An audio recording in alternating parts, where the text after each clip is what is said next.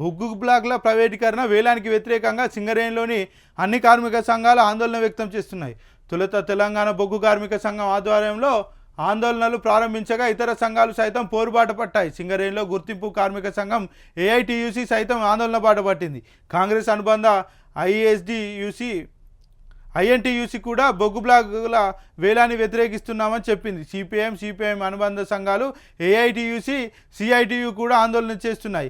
జాతీయ కార్మిక సంఘం హెచ్ఎంఎస్ కూడా విప్లవ కార్మిక సంఘాలైన ఐఎఫ్టియు ఏఐఎఫ్టియుతో పాటు టిఎన్టీయూసి ఇతర కార్మిక సంఘాలను కలుపుకొని ఐక్యకుటుంబగా ఆందోళన చేపడుతున్నది. ఇక తెలంగాణ బొగ్గు కార్మిక సంఘం మంగళవారం గోదావరిఖాన్లో తలపెట్టిన మహాధర్నాకు అనివార్య కారణాలతో కేటీఆర్ హాజరు కాలేకపోవడంతో దాన్ని వాయిదా వేసినప్పటికీ ఆ కార్యక్రమం స్థానంలో మోడీ కుట్రలపై సదస్సు నిర్వహించింది. ఇక ఉక్కుపాదం సింగరేణిలో కార్మిక సంఘాలు చేస్తున్న పోరాటాల ప్రభావం దేశవ్యాప్తంగా ఇతర బొగ్గు గనుల మీద పడే అవకాశం ఉంది. దీంతో కేంద్రానికి సింగరేణిలో జరుగుతున్న ఆందోళనలు మింగుడు పడడం లేదు. నిరసన కార్యక్రమాలకు అడ్డుకట్ట వేయాలని నిర్ణయానికి వచ్చినట్టు తెలుస్తుండగా దీనికి రాష్ట్ర ప్రభుత్వం కూడా సహకరిస్తున్న అభిప్రాయాలు వినిపిస్తున్నాయి. అందులో భాగమే సీకాస మాజీ నాయకుడు మహమ్మద్ హుస్సేన్ ఆలియాస్ రమాకాంత్ ఆలియాస్ సుధాకర్ను అరెస్ట్ చేశారన్న అభిప్రాయాలు వ్యక్తమవుతున్నాయి. నిజానికి ఆయన తుపాకీని విడిచిపెట్టి దశాబ్దాల కాలానికి పైగా ప్రజల మధ్య సాధారణ జీవితం గడుపుతున్నారు. ఇప్పుడు హఠాత్తుగా సీకాస పునర్నిర్మాణానికి పాల్పడుతున్నారని అందుకే అరెస్ట్ చేశామని పోలీసులు చెప్తుండటం గమనార్హం. వేలానికి నిరసనగా గలమెత్తిన కార్మిక సంఘాల నాయకులను భయభ్రాంతులకు గురి చేయడమే కాకుండా నిరసనలో సీకాస పాల్గొంటుందని చెప్పి ఆందోళనకు అడ్డుకట్ట వేసే కుట్ర ఇందులో దాగి ఉందని పలు కార్మిక సంఘాలు అంతర్గతంగా చర్చించుకుంటున్నారు.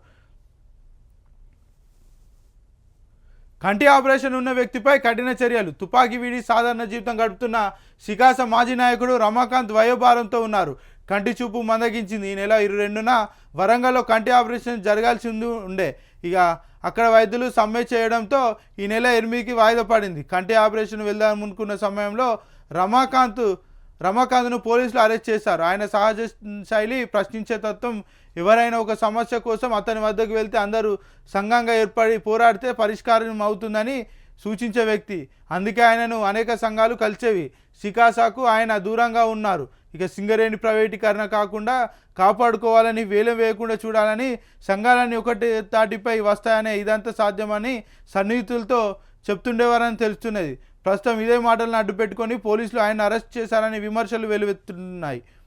కఠిన చట్టాలు. మహమ్మద్ హుస్సేన్పై పోలీసులు కఠిన చట్టాల కింద కేసులు నమోదు చేశారు.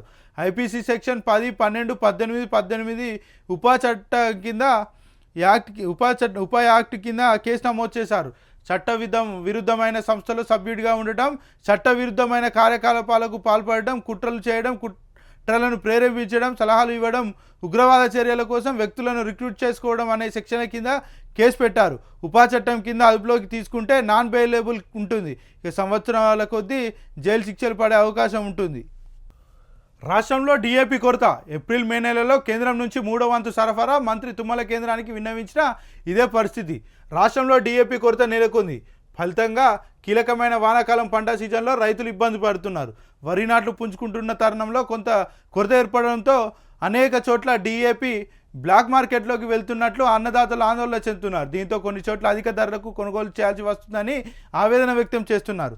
ఇక ఏప్రిల్ మే నెలలో రాష్ట్రానికి 1.12 లక్షల మెట్రిక్ టన్నుల సరఫరా చేయాల్సి ఉండగా కేంద్రం 43,000 మెట్రిక్ టన్నుల మాత్రమే సరఫరా చేసింది. దీంతో కొరత ఏర్పడిందని అధికారులు చెబుతున్నారు. ఈ విషయంపై గత నెల రాష్ట్ర వ్యవసాయ శాఖ మంత్రి తుమ్మల నాగేశ్వరరావు కేంద్ర రసాయన ఎరువుల శాఖ మంత్రి జేపీ నడ్డాకు ఎరువుల కేటాయింపులపై లేఖ రాశారు. జూలై నెలలో 80,000 మెట్రిక్ టన్నుల సరఫరా చేయాలని కోరారు. దీనికి కేంద్ర మంత్రి స్పందించి తెలంగాణ రాష్ట్ర అవసరాలకు తగ్గట్టు ఎరువులను, ముఖ్యంగా డిఏపిని కేటాయిస్తామని హామీ ఇచ్చారని అప్పట్లో తుమ్మల తెలిపారు. అయితే ఇప్పుడు డిఏపి సరఫరాపై కేంద్రం స్పష్టత ఇవ్వడం లేదని రాష్ట్ర వ్యవసాయ శాఖ వర్గాలు చెబుతున్నాయి. ఈ సీజన్లో కావాల్సిన డిఏపి 2.40 లక్షల మెట్రిక్ టన్నులు. ఈ వానాకాలం సీజన్కు 24.40 లక్షల మెట్రిక్ టన్నుల ఎరువులు అవసరమని వ్యవసాయ శాఖ నిర్ణయించిన సంగతి తెలిసింది. ఇందులో యూరియానే 10.40 లక్షల మెట్రిక్ టన్నులు ఉండటం గమనార్హం. యూరియాతో పాటు డిఏపి 2.40 లక్షల మెట్రిక్ టన్నులు, ఎన్పికే 10 లక్షల మెట్రిక్ టన్నులు, ఎంఓపి 60,000 మెట్రిక్ టన్నులు, ఎస్ఎస్పి 1,00,000 టన్నులు రైతులకు అందుబాటులో ఉంచాలని నిర్ణయించారు. ఈ క్రమంలోనే అత్యధికంగా మే జూన్ నెలలో 4.60 లక్షల మెట్రిక్ టన్నుల చొప్పున ఎరువులను కేటాయించారు. కానీ కేంద్రం నుంచి డిఏపి సరైన సమయానికి రాలేదు. ఏప్రిల్ మే నెలలకు కేటాయించాల్సిన దాంట్లో కేవలం 3వ వంతే రాష్ట్రానికి సరఫరా అయింది. ఈ విషయంలో రాష్ట్ర వ్యవసాయ శాఖ సరిగ్గా పర్యవేక్షణ చేయలేదన్న విమర్శలు ఉన్నాయి. మరోవైపు ఎరువులు అందుబాటులో ఉన్నాయని రైతులను అధికారులు మభ్యపెడుతున్నారనే ఆరోపణలు ఉన్నాయి.